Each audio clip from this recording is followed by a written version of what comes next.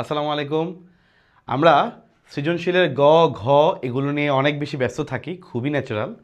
But এর মাঝে আমাদের একটা জায়গায় কিন্তু বড় একটা গ্যাপ তৈরি হয়, এটা হচ্ছে অনুধাবনমূলক প্রশ্ন। তোমাদের সাথে আজকে আমি কয়েকটা অনুধাবন নিয়ে ইনশাল্লাহ আলোচনা করব। এতে করে তুমি কয়েকটা জিনিস ইনশাল্লাহ তুমি শিখতে পারবে, এবং অনুধাবনগুলো আমরা যখন পর্যায়ক্রমিকভাবে তোমাকে ভিডিওগুলো দিব, অল্প সময়ের মাঝে তুমি দেখবা যে বেশ ভালো মতো এই কনসেপ্টগুলো ক্লিয়ার হয়ে যাচ্ছে এবং তুমি ভালো প্রিপারেশন নিতে পারছো। সো 26 ব্যাচের জন্য বেসিক্যালি এগুলো। প্রথম হচ্ছে একটা প্রশ্ন আছে এখানে, ম্যালেরিয়া টপিক থেকে, সাইজন্ট বলতে কি বোঝায়? সাইজন্ট একটা শব্দ তুমি পেয়েছো। ম্যালেরিয়া যে হয় মানুষে, তোমরা জানো অ্যানাফিলিস মশকির কারণে।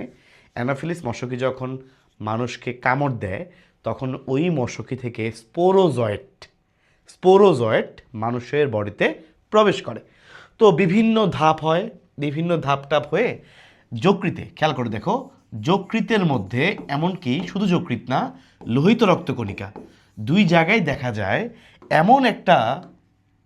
এমন একটা আকার সে ধারণ করে যেখানে অনেকগুলা নিউক্লিয়াস থাকে। তাহলে এই যে দেখো, অনেকগুলা নিউক্লিয়াস একসাথে, এই যে বহু নিউক্লিয়াস বিশিষ্ট দশা, এইটার নামই হচ্ছে সাইজন্ট। তাহলে সাইজন্ট কি? বহু নিউক্লিয়াস বিশিষ্ট দশা।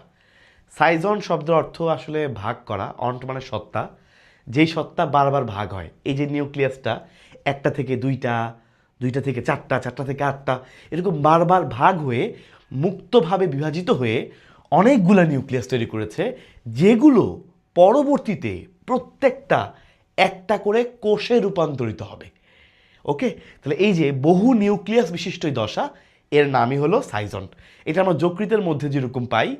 আরবিসিকে যখন অ্যাটাক করে এই জীবাণুটা, আরবিসিকে যখন অ্যাটাক করবে ম্যানোজয়েডগুলো, তখন আরবিসির মধ্যে একটা ধাপ হয় এরকম, এমিবয়েড ট্রফোজয়েড, মানে এমিবার মতো বিক্ষিপ্ত আকৃতি, এমিবয়েড ট্রফোজয়েড। এমিবার পরবর্তী ধাপে গিয়ে এই যে একটা নিউক্লিয়াস ছিল, এটা অনেকগুলা নিউক্লিয়াসে রূপান্তরিত হয়। বারবার বিভাজনের মাধ্যমে এরকম বহু নিউক্লিয়াস বিশিষ্ট একটা দশায় রূপান্তরিত হয়, আর এই বহু নিউক্লিয়াস বিশিষ্ট দশাটার নামই হলো সাইজন্ট। ওকে, এই যে তাহলে আমরা লোহিত রক্তকণিকা এবং যকৃৎ দুই জায়গায় আমরা এই বহু নিউক্লিয়াস বিশিষ্ট দশাটা পাবো। কি বলেছি? বহু নিউক্লিয়াস বিশিষ্ট দশা। ওকে, এই বহু নিউক্লিয়াস বিশিষ্ট এই দশাটাকে আমরা বলবো সাইজন্ট। তাহলে খুবই ইম্পর্ট্যান্ট একটা জায়গা, সাইজন্ট বলতে কি বুঝো। চলে আসি আমরা পরের অনুধাবনের প্রশ্ন আমরা চেষ্টা করব দুইটা প্যারায় লিখতে। ওকে, দুইটা প্যারায় 2 লাইন বা 2 লাইন 3 লাইন এরকম করে ব্যালেন্স করে লিখতে। দুইটা প্যারা লিখলে ইনশাল্লাহ ভালো মার্কস তুমি পাবা। আর এই ছবিটা আঁকা কিন্তু খুব কঠিন কিছু না, তাই না? সো এই ছবিটা জাস্ট 5 থেকে 6 সেকেন্ড, আরও কম লাগবে, গোল দিয়ে কয়েকটা ডট দিবা, এটা ছবিটা এঁকে দিবা। ওকে, তাহলে তোমার না মার্কস কেউ কাটবে না, কাটার সুযোগ নেই। ম্যালেরিয়া জীবাণুর দুইটা পোষকের প্রয়োজনীয়তা কেন? অ্যানাফিলিস মশকি আমাদেরকে যখন কামড় দেয়, যাদের ম্যালেরিয়া হয়, এই ম্যালেরিয়া জীবাণুটার টোটাল ওভারঅল গ্রোথের জন্য দুইটা পোষক লাগে। কোনটা? ফার্স্টে হচ্ছে মানুষের, মনে করো মানুষ হচ্ছে তার মাধ্যমিক পোষক। মানুষ তার কি? মানুষ হলো তার মাধ্যমিক পোষক। মাধ্যমিক পোষক কেন? কারণ প্রথম কথা হচ্ছে, মানুষের মধ্যে সে যখন কামড় দেয়, ধরো এই জীবাণুটা মানুষের মধ্যে প্রবেশ করে, এই জীবাণুটার নাম হলো স্পোরোজয়েট।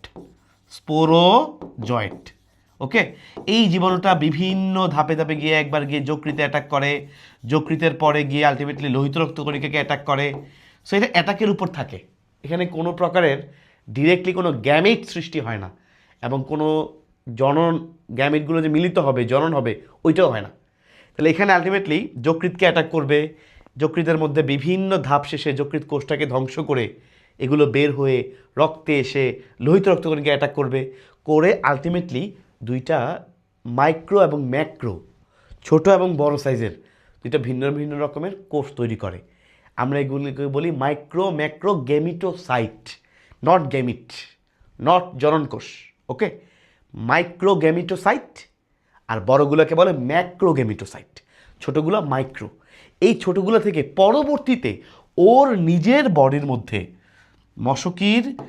মশকির নিজের বডির মধ্যে পরবর্তীতে গ্যামেট সৃষ্টি হয়। এই ওগুলো থেকে শুক্রাণু এবং ডিম্বাণু সৃষ্টি হবে, গ্যামেট সৃষ্টি হয়, এবং ওই গ্যামেটগুলো মিলনের মাধ্যমে এরা একসময় গিয়ে জাইগোট তৈরি করবে, অর্থাৎ শুক্রাণু ডিম্বাণুর মিলন এই যে মশকির ভিতরে হয়। তার মানে মশকির মধ্যে বেসিক্যালি আমরা পাচ্ছি যৌন জনন। এই জন্য মশকিটাই হচ্ছে তার চূড়ান্ত পোষক। তাহলে আমরা দেখতে পাচ্ছি ম্যালেরিয়া জীবাণুর জন্য দুইটা পোষক প্রয়োজন, একটা হচ্ছে মানুষ আর একটা হচ্ছে মশকি নিজে।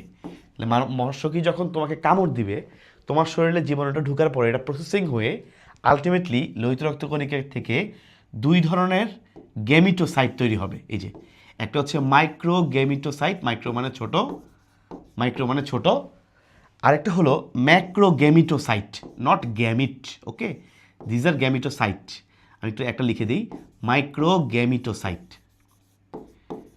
এখান থেকে পরবর্তীতে মশা যখন আবার তোমাকে কামড় দিবে, ও এগুলোকে তার শরীরে নিয়ে নিবে। তারপর মশার যে ক্রপ আছে, সেই ক্রপের ভিতরে গিয়ে গ্যামেট সৃষ্টি হবে এবং গ্যামেটগুলো মিলিত হয়ে জাইগোট হবে। সেখান থেকে ওকিনেট, ওসিস্ট, খুব সুন্দর একটা প্রক্রিয়া চলমান থাকবে। সো আলটিমেটলি আমরা বুঝতে পারছি মশার এই ম্যালেরিয়া জীবাণুর এই যে ফুল লাইফ সাইকেলে দুইটা পোষক প্রয়োজন। তার মধ্যে মানুষ হচ্ছে মাধ্যমিক পোষক, একটা মাধ্যম হিসেবে মানুষটাকে ইউজ করে, একটা মধ্যবর্তী দশা হিসেবে মানুষকে সে ইউজ করার মাধ্যমে এগুলো তৈরি করায় নেয়। তারপরে যৌনজননটা তার নিজের ভিতরে ঘটায়। ওকে, সো দুইটা পোষক মিলে টোটাল এই ম্যালেরিয়ার ফুল লাইফ সাইকেলটা কন্ট্রোল করছে। ফাইন, তাহলে আমরা ইনশাল্লাহ পারবো। চলে আসি এরপরে আরেকটা প্রশ্ন, খুবই সহজ প্রশ্ন, ব্যাকটেরিয়াকে কেন আদিকোষী জীব বলে? প্রথম কথা হচ্ছে আদিকোষী জীবের কিছু ক্রাইটেরিয়া আছে। ফার্স্ট অফ অল, আদিকোষীয় জীব যারা আদিকোষ, আমরা জানি আদিকোষের মধ্যে রাইবোজোম আছে, রাইবোজোম ছাড়া অন্য কোনো অঙ্গাণু নাই। সো অনলি রাইবোজোম থাকবে, রাইবোজোম ছাড়া অন্য কোনো অঙ্গাণু থাকবে না। এটা হচ্ছে প্রথম একটা আইডেন্টিফাইবল পয়েন্ট, যে রাইবোজোম ছাড়া অন্য কোনো অঙ্গাণু থাকবে না, ঝিল্লিবদ্ধ অঙ্গাণু থাকবে না। যেমন মাইটোকন্ড্রিয়া থাকবে না, প্লাস্টিড থাকবে না, নিউক্লিয়াস থাকবে না। ওকে, তাহলে শুধুমাত্র রাইবোজোম থাকবে। প্রশ্ন হচ্ছে কেন রাইবোজোম থাকবে? কারণ এই রাইবোজোমের কাজ হচ্ছে প্রোটিন তৈরি করা। রাইবোজোমের কাজ কি? প্রোটিন তৈরি করা। সো আলটিমেটলি প্রোটিন যদি তৈরি না হয়, একটা কোষ বাঁচতে পারবে না। এই জন্য অবশ্যই যে কোনো কোষ, আদিকোষ, প্রকৃত কোষ, যেই ধরনের কোষই হোক না কেন, তার মধ্যে রাইবোজোম লাগবেই। ওকে, ফার্স্ট অফ অল। এবং এই রাইবোজোমটা একটু লো কোয়ালিটির, আমরা যদি একটু মনে রাখার টেকনিক অ্যাপ্লাই করি, এই রাইবোজোমটা হচ্ছে 80S না 70S ধরনের, এস হচ্ছে একক, ভ্যাটবার্গ একক। তাহলে এই হচ্ছে রাইবোজোম। এটা হচ্ছে প্রথম কথা, যে রাইবোজোম ব্যতীত অন্য কোনো ঝিল্লিবদ্ধ অঙ্গাণু নাই। ওকে, শুধুমাত্র রাইবোজোম আছে, যদিও রাইবোজোমেরও কোনো আবরণ নাই। হ্যাঁ, আচ্ছা, সেকেন্ড কথা হচ্ছে মেইন একটা আদিকোষ প্রকৃত কোষ আমরা যে ভাগ করি, মনে রাখবা এটা মূলত ভাগ করা হয় নিউক্লিয়ার মেমব্রেনের উপর ভিত্তি করে।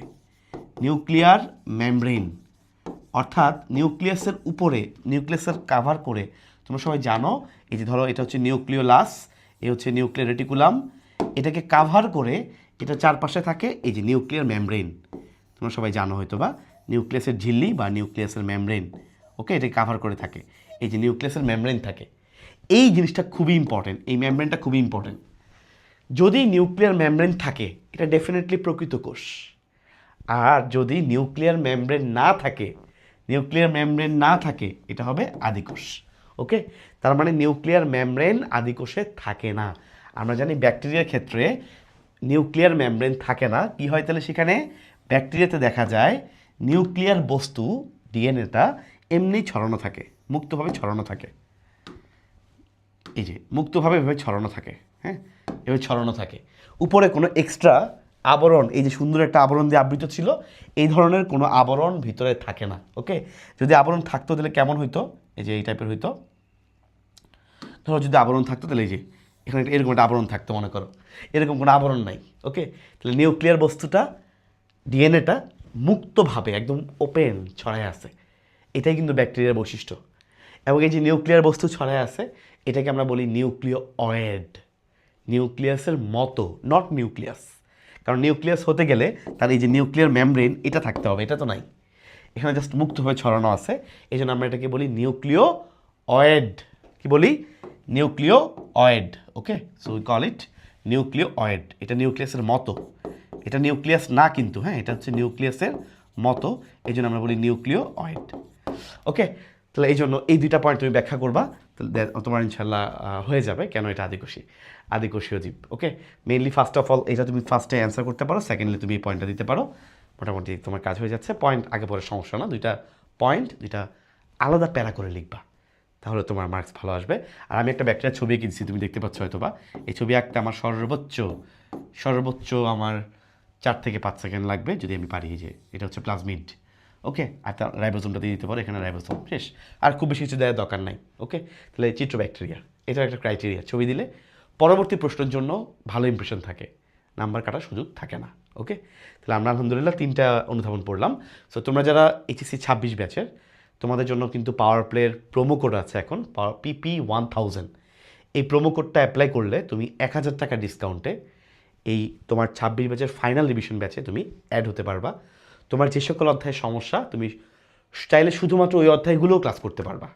যেই অধ্যায়ের সমস্যা তুমি খুঁজে বিভিন্ন জায়গায় বের করাচ্ছে, তুমি ডিরেক্টলি আমাদের এই কোর্সে খুবই অল্প টাকা ওখানেতে গিয়ে ইনশাল্লাহ তুমি ডিরেক্টলি তুমি ওই ক্লাসটাই করতে পারবা ওয়েবসাইট থেকে। ওকে, সো আর পুরোটা চাইলে তো পুরোটা অ্যাভেলেবল আছেই, যে কোনো সাবজেক্ট তোমার এইচএসসির কারিকুলামে যা আছে।